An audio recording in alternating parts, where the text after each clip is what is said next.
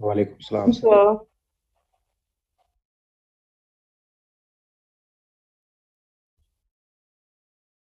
So we started talking about Maqasid al-Sharia, or simply we can call it Maqasid. And now we are familiar with Maqasid, that Maqasid are the long-term broad objectives of Sharia. And this is a scholarly body of work which is pioneered by Imam Ghazali, Imam Shatibi, and Tahir ibn Ashur. These are some of the pioneers of this branch of knowledge that is known as Maqasid. And Maqasid are derived from Quran and authentic Hadith. It's not that it's the something which has been uh, came from somewhere else. It has been derived from the original sources of Sharia, that is Quran and then Sahih Hadith. And so initially they identified these six objectives or six maqasid al-Sharia. Is religion, life, progeny, property, intellect, and honor. Not only the protection and preservation of these rights, but also the promotion of these rights. So if the thing which protects the religion, which protects the right of faith, the right of life, and removes the threat to the life of humans, and then progeny or the family, property, or the security and safety. So not only the security and safety of life, security and safety of the property, then intellect. So stealing is not allowed. Why bribery is not? Uh, Looting, some usurping the property of others is not allowed. This thing, and I mean, because one of the objectives of Sharia is to protect the property humans, property of. So anything that destroys, attacks the property of people is not from Sharia point of view. Is not allowed. Is not from Sharia. Similarly, intellect means application of logic, application of mind, think, logical thinking, and this is a desirable thing. This which Quran emphasizes on, that logic we should apply mind, and so any kind of thing which promotes intellectual thinking, rational thinking, logical thinking, from Sharia point of view. So one of the objectives is to promote logical thinking. Then six, honor. The honor of people, and no, so the honor of the people is of utmost importance. It should be protected. No attack on the honor of people should be protected. It's the duty. I mean, it should be established if we want. If maqasid uh, has to be achieved, then all these six rights have to be protected and preserved.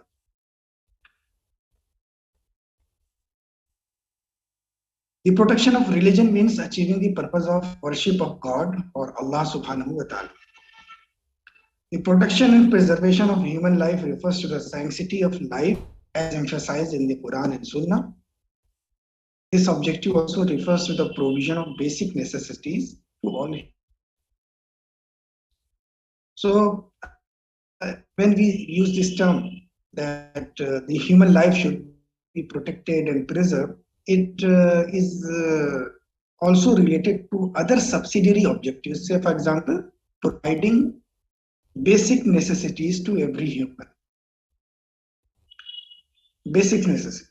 Providing basic necessities to every human being is also part of protection and preservation of life. Because if someone is deprived of the basic necessities in this life, so of course he will not be able to enjoy this life. So uh, that will go against this objective of Sharia, that is protection and preservation of human life.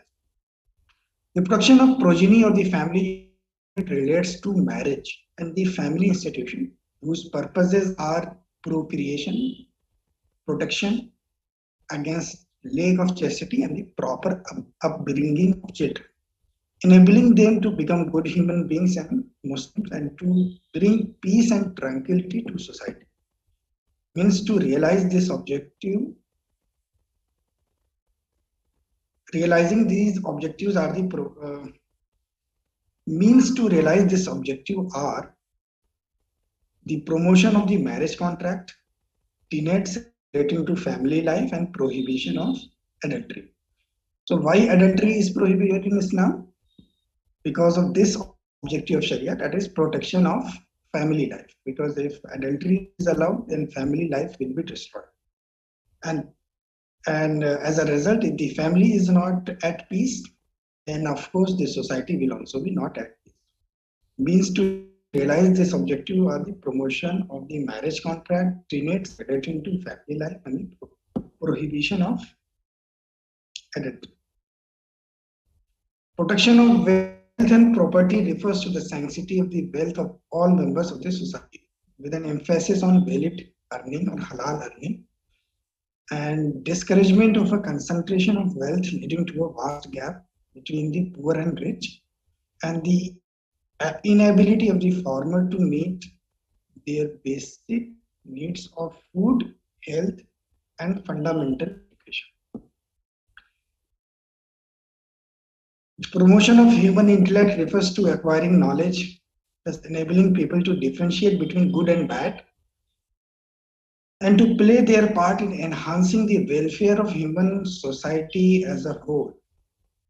The protection of human honor and dignity refers to the prohibition of false accusation, the right to privacy, and the sanctity of private.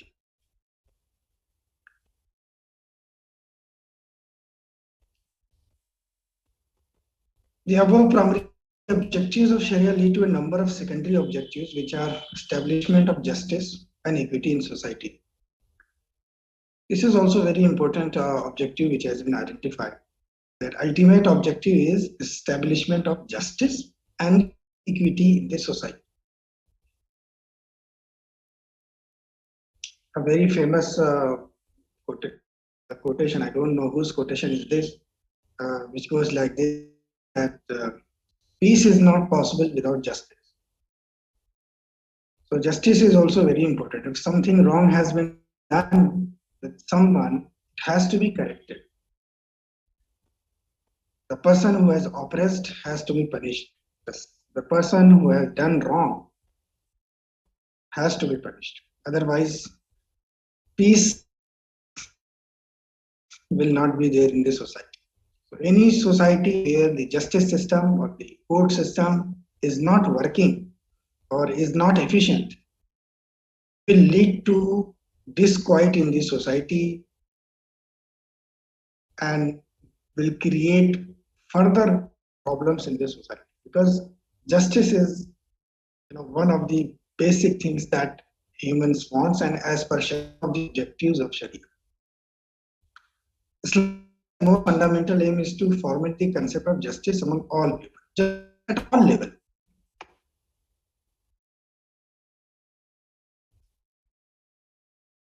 The promotion of social security, mutual help, solidarity, particularly to the poor and needy in meeting their basics.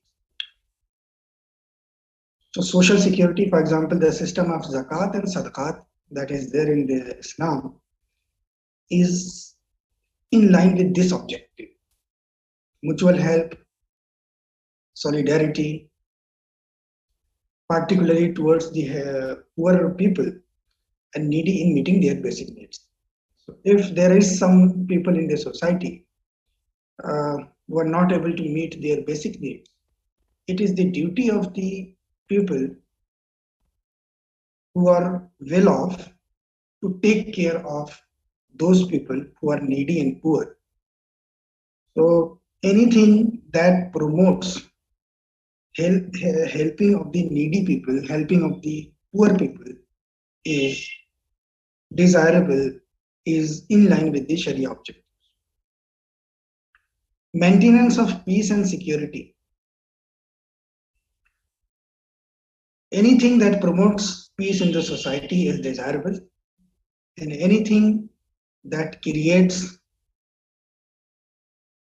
and destroys peace in the society is not desirable from Sharia point. So, say for example, the most important thing is injustice. So, injustice creates, the problems in the society. So, it has to be removed to establish peace in the society. Justice has to be done. Only then peace will be achieved.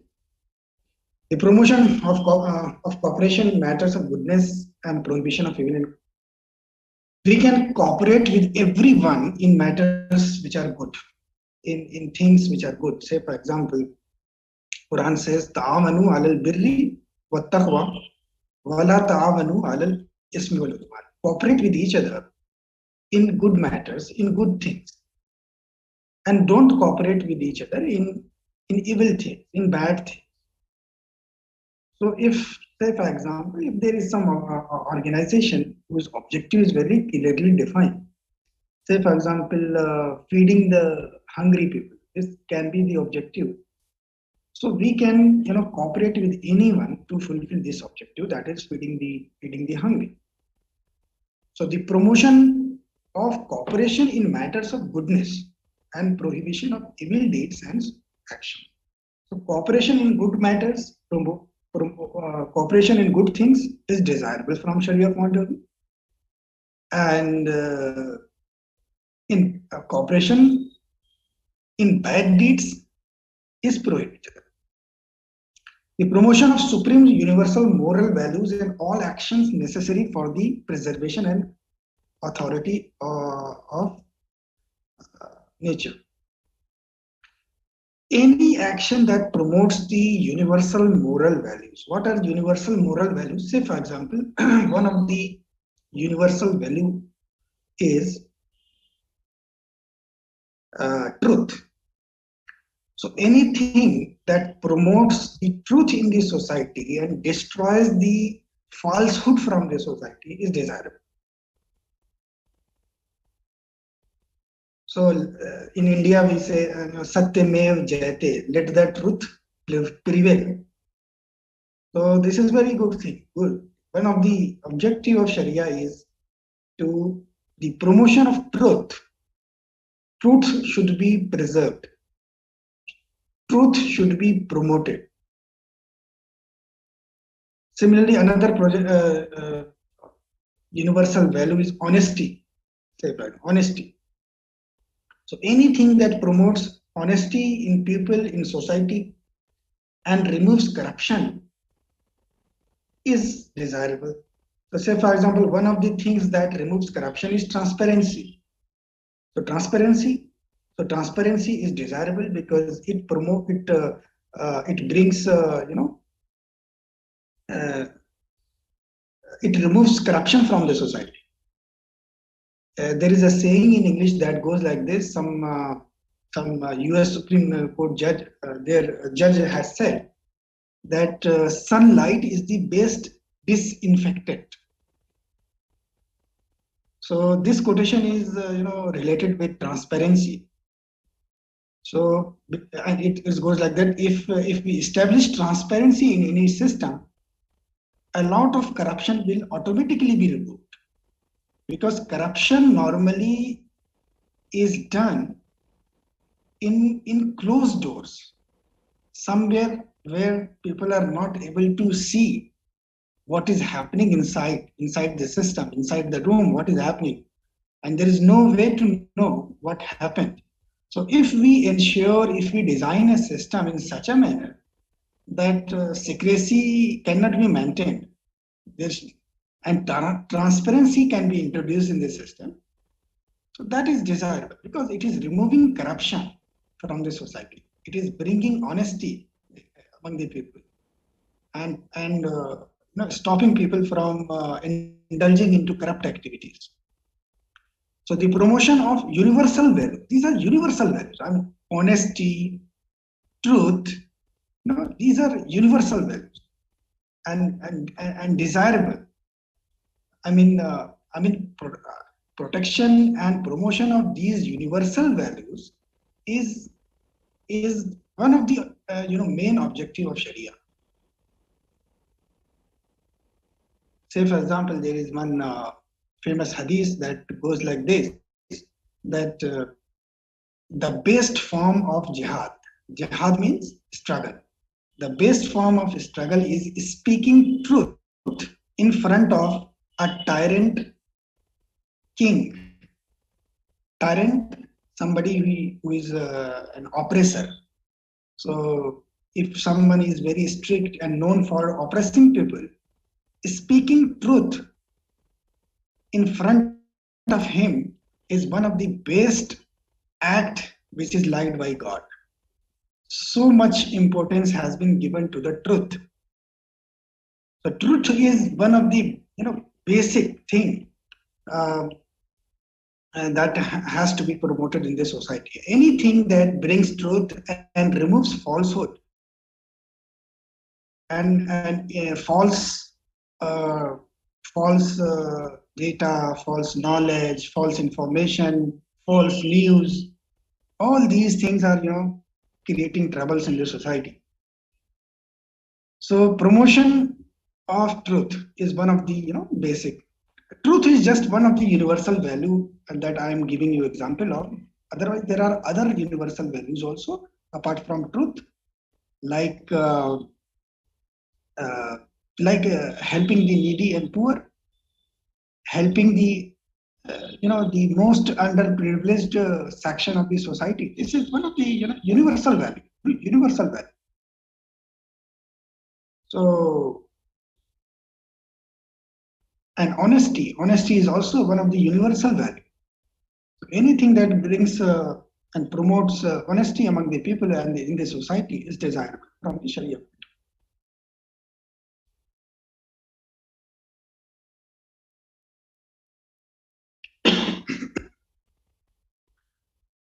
So, from the study of Quran and Sunnah, some basic socio-economic rights of human beings have been identified. One of the approach is rights approach.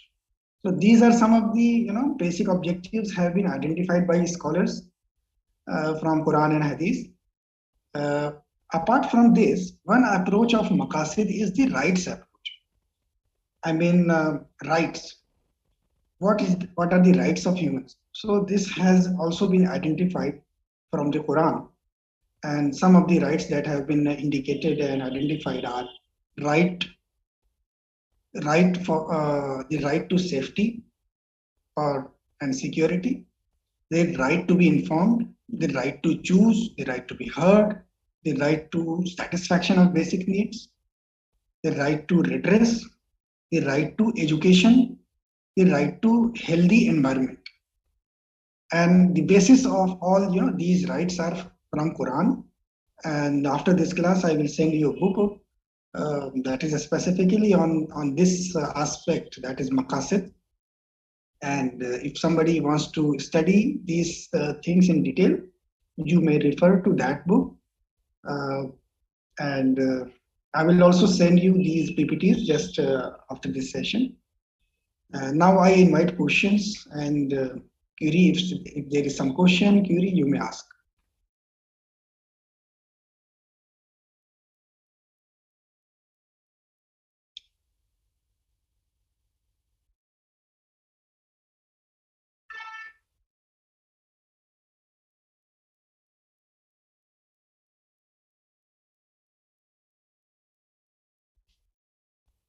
Please ask something. If there is something that you want to ask, any query that is coming in your mind, you may speak freely.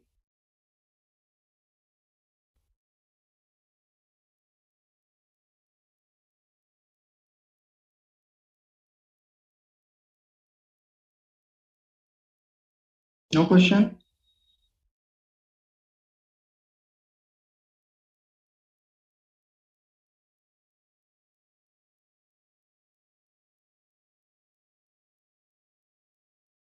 Okay, thank you very much. Now we will meet in the next class.